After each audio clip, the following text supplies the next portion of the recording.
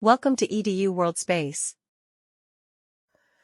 Here we're going to look at the Zeeman splitting of a potential hydrogen line, in particular the visible hydrogen alpha line.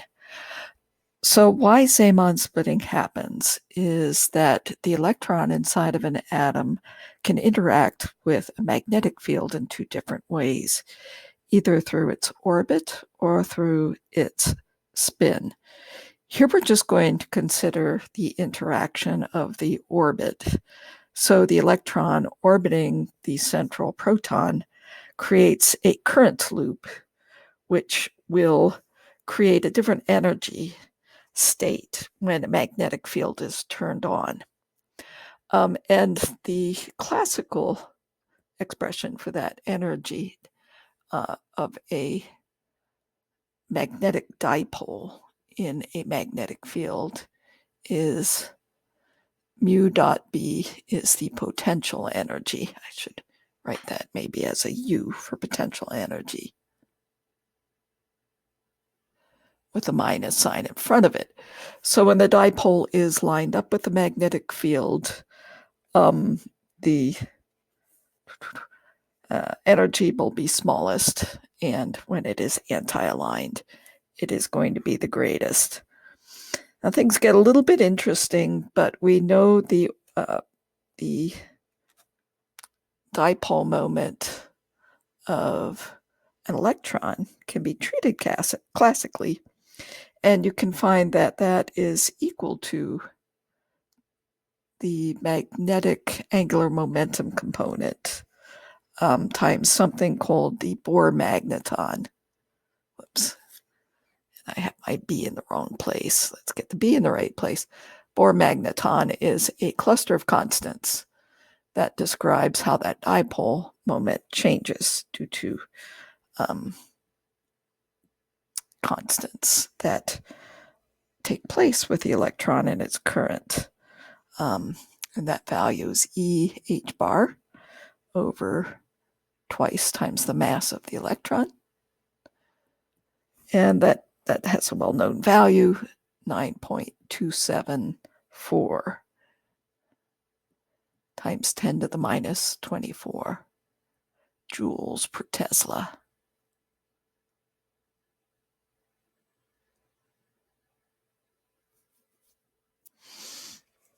Okay, now, just writing this, then summarizing, what happens is the potential energy due to the magnetic field gets lowered based on the m sub L.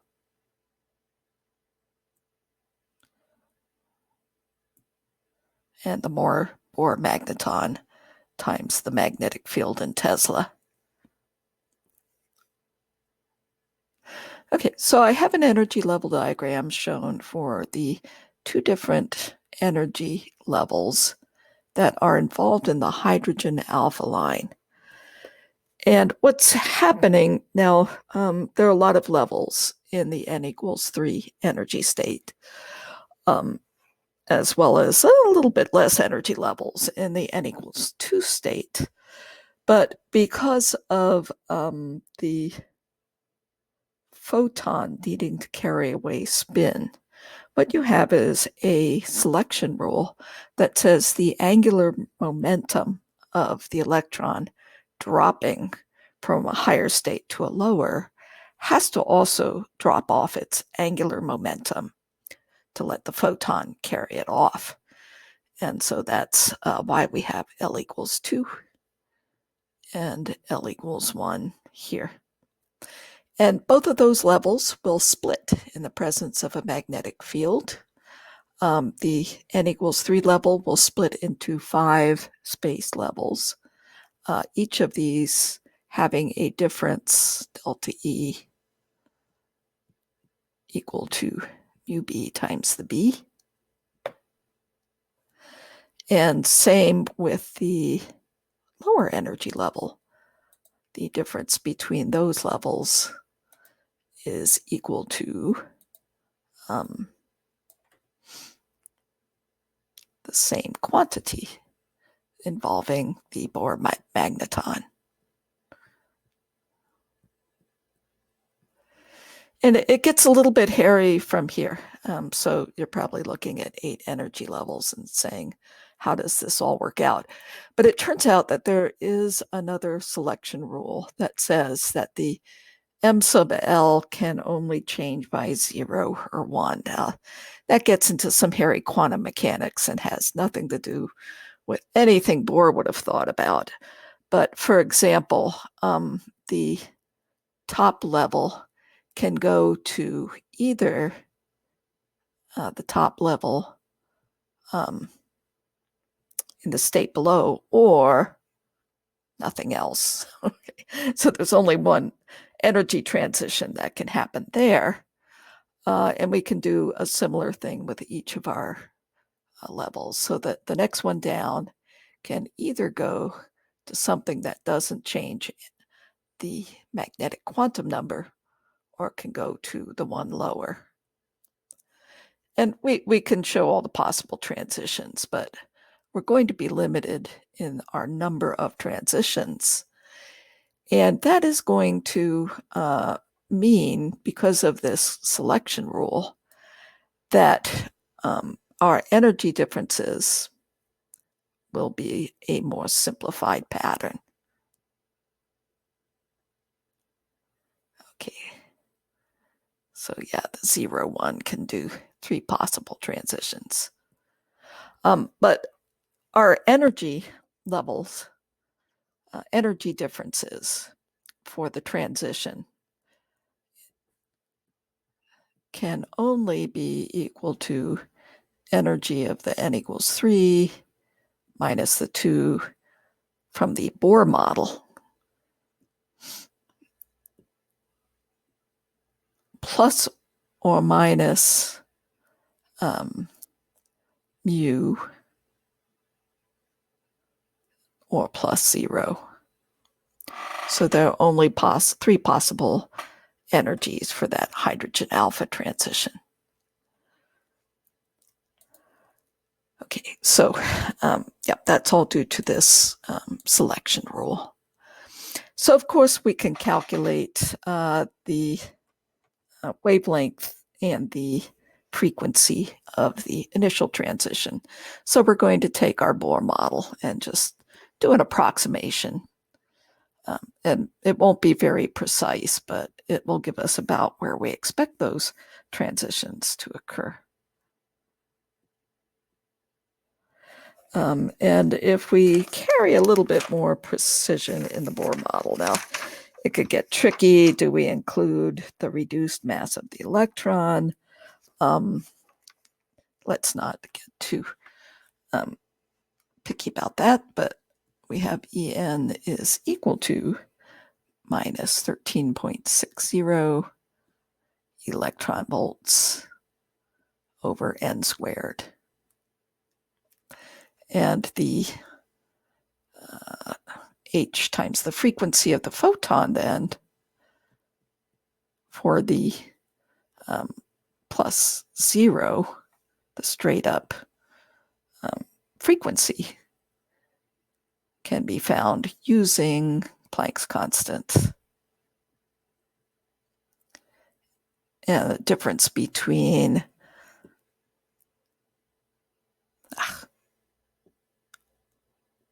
final and initial states. Sorry about that. Let me get that underline out of that. Okay. Get all that garbage out of there. And the difference between 1/4 and 1/9.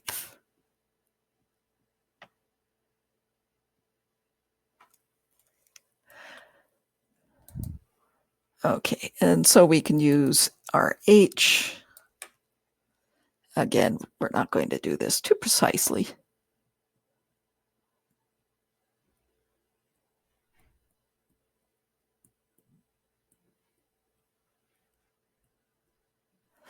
And we want to use our electron volts into joules.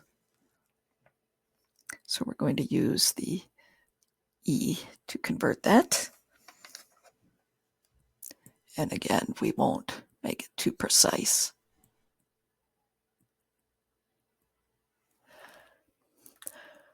Okay, so working all that out, we get the frequency of the photon is equal to 13.6 with the fraction is 1.889 eV times 1.602.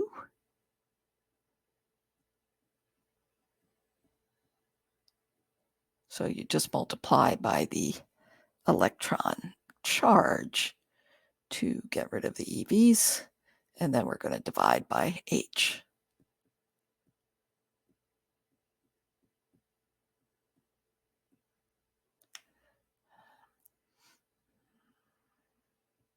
And we'll get our photon frequency in hertz.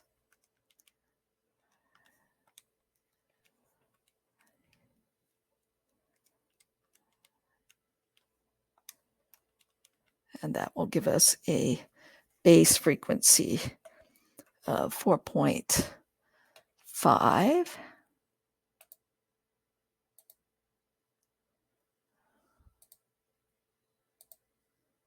Okay, let's get rid of this little thing.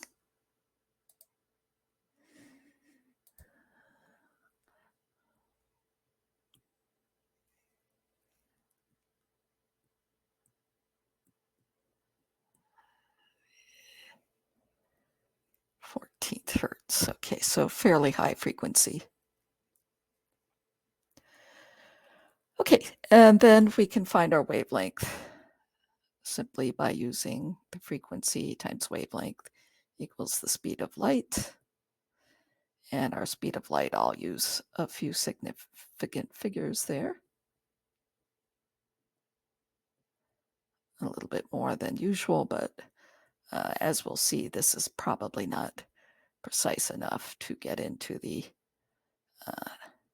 details of the Zeeman effect.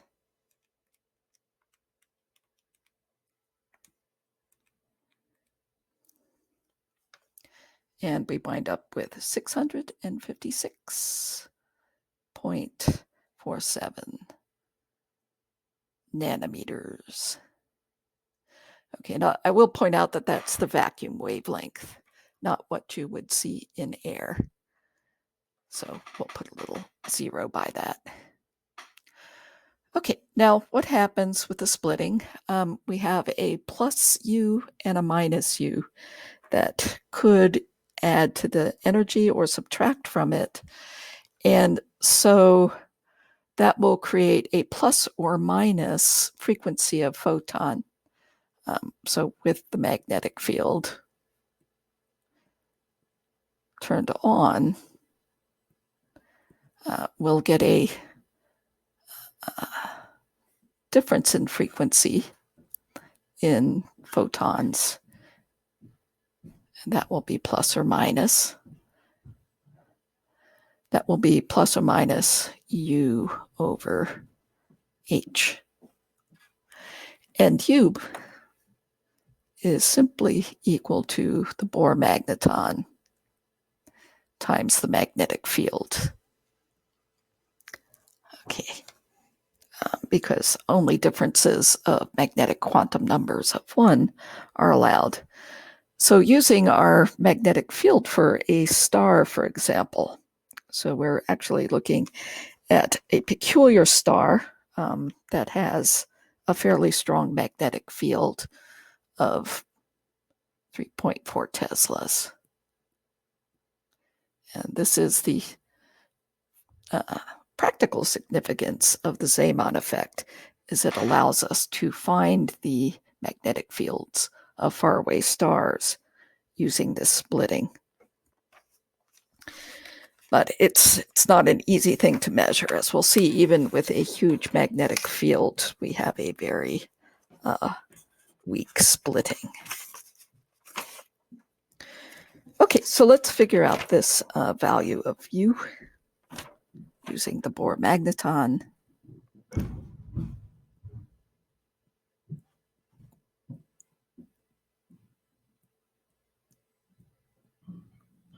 And the star magnetic field. And of course, it was probably found with a spectrometer. And we get that U is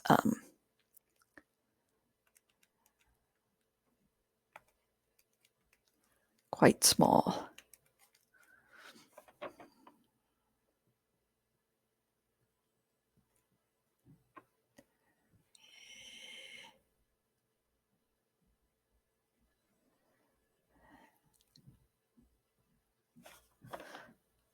So the plus or minus change in the frequency is basically this divided by h.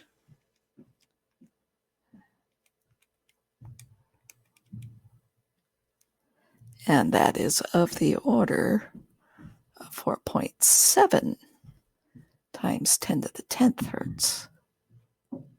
So notice where this is in terms of the decimal place for the frequency of this line.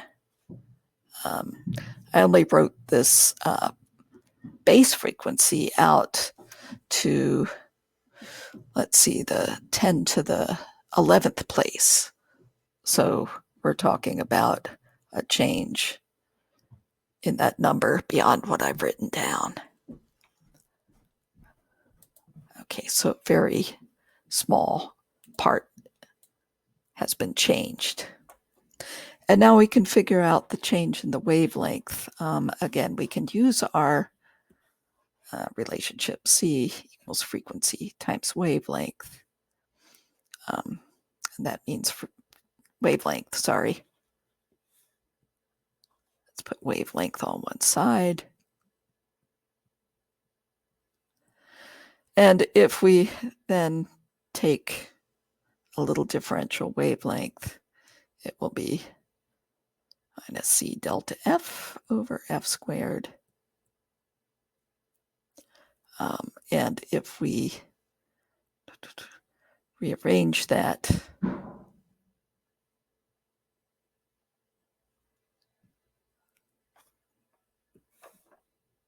let me not do that too quickly. We'll have the same fractional change on both sides. Delta lambda over lambda, absolute value is C times delta F over F, absolute value. So this is an important thing that comes from calculus. If you have a power law relationship between two variables, the difference in one of those variables, fractional, is equivalent to the power times the fractional change in the other.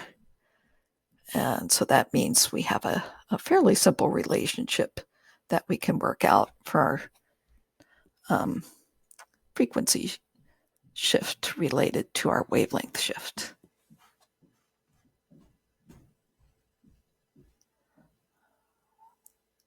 And let's see, there should not be a C in that relationship. The units cancel. Thank you.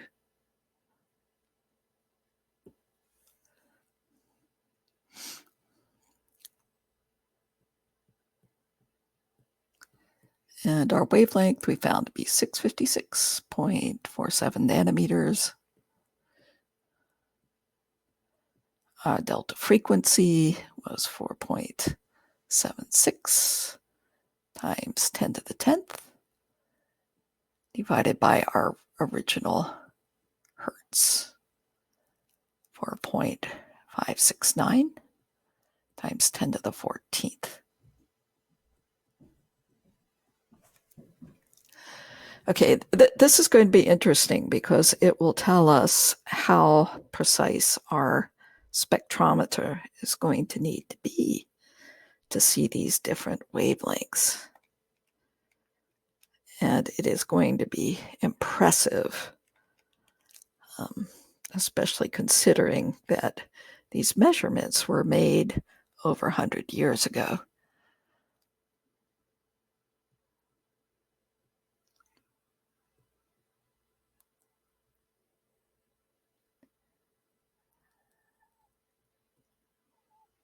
So again, notice that the wavelength shift is way out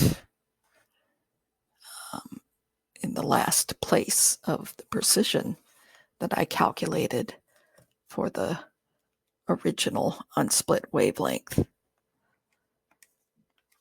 So yeah, precise spectrometry is definitely needed for the Zeeman effect.